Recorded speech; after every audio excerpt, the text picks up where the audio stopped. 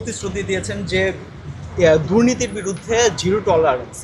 এবং যদি এরকম হয় মানে আগের বোর্ডে আমরা অনেক কিছু দুর্নীতির হয়েছে আমরাও রিপোর্ট করেছি অনেক এরকম যদি হয় সেই ব্যাপারে কি আপনারা সতর্ক থাকবেন? দেখেন,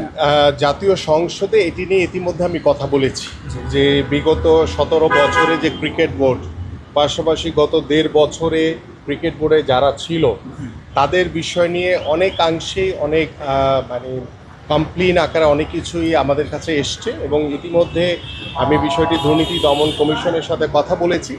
এবং তারাও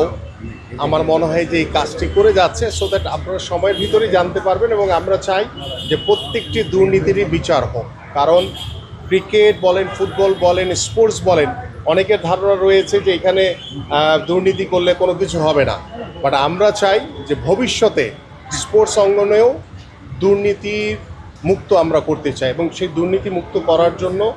যদি কেউ জড়িত থাকে গত 17 বছরে যেই দুর্নীতিগুলো রয়েছে বা গত 1.5 বছরে যদি এই ধরনের কোনো দুর্নীতির সাথে কেউ জড়িত থাকে এবং সেটা যদি প্রমাণিত হয়, ডেফিনেটলি তাদেরকে আইনের আওতায় এনে তাদেরও বিচার করা হয়।